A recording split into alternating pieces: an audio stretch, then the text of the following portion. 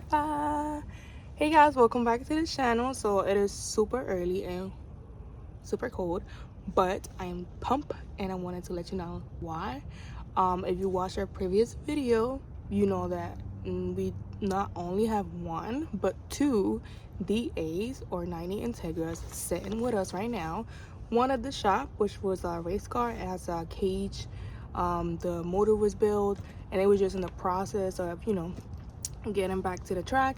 And the other one, we take it as a daily, it is running. But recently the daily has given us a lot of problems, and I'm going to show you the problems that we have going on right now. And also I'm super pumped because I have been so busy working with the RSX and getting parts for the RSX that I haven't even thought about the DAs or what am I going to do. And I only needed one piece to get the car running the way I want it. And then my boyfriend just surprised me with the part that I'm going to show you right now. And I say surprised me because even though it's one part and it was simple, I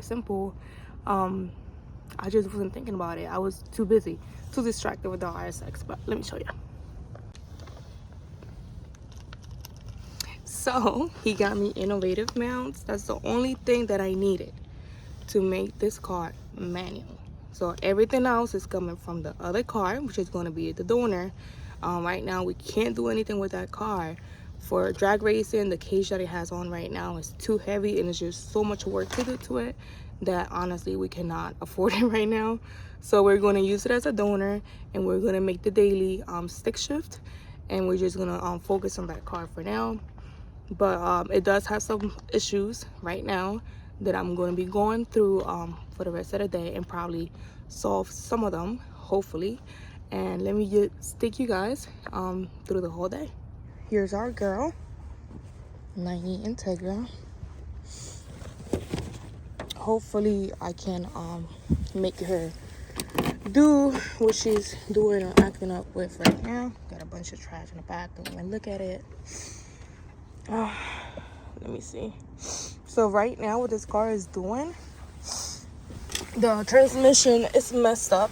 It is automatic, as you can see, and every time we start it and it's in park or in reverse, it makes a noise. So we decided to go ahead and make it stick shift. All right, I'm gonna go for it. I'm sorry neighbors in advance. Let's see. Wait for it.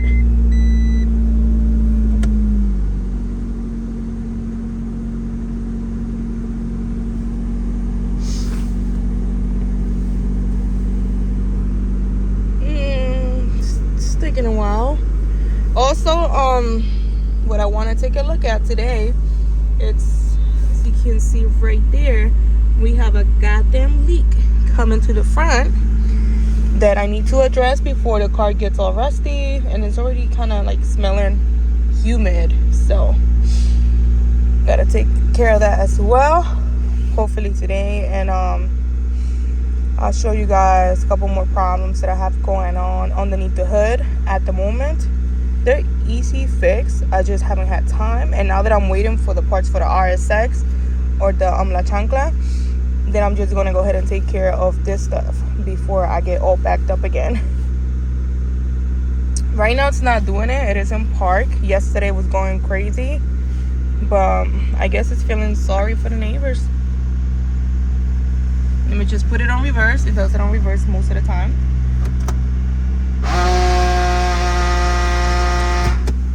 Yep, there it is. It's super loud. It's terrible. Now it's in park and it's still doing it. Well, it stopped, but it did it.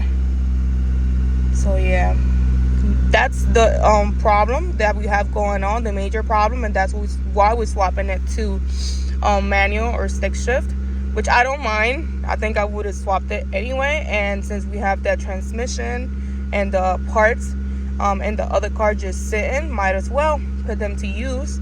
But yeah, I'm about to take it to the shop and I'll talk to you guys later.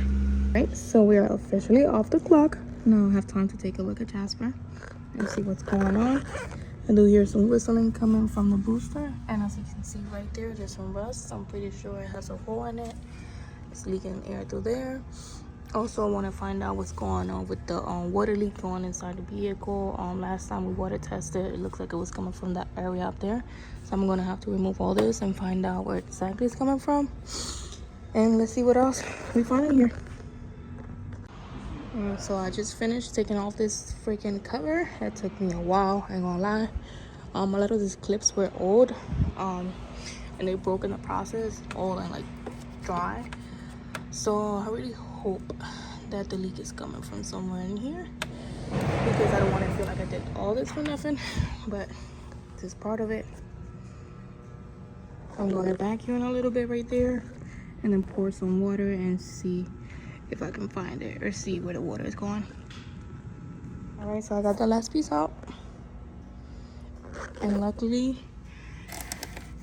big sign right here, mold. So it looks like the water was coming through here, dripping down and into the cabin through here. So we're gonna have to clean it up and replace this right here, seal it with some sealant, some new sealant, because you can see right here it had sealant before. It's just gone, and hopefully that fixes the problem. We'll see. Let's clean this up and put it back together.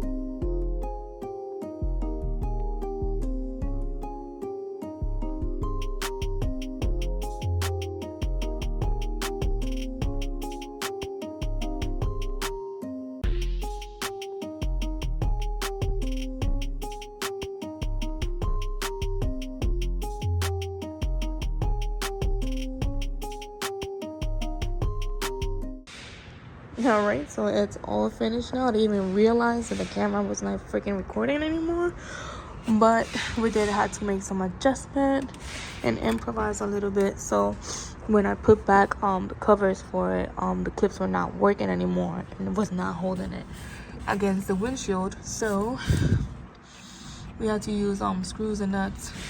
Take off the old clips, screws and nuts, and use washers to hold it down to the windshield for now. It's working, so let's see if it stays nice and dry. That's it for today. That's the only issue that I'm able to fix today. I'm gonna have to figure out the other issues and find more parts to replace them, like that booster, for example. I also gotta put a holder on the battery, but main thing right now, I am trying to swap it and make it stick shift. So we'll see about that. Thank you guys for watching. See you soon.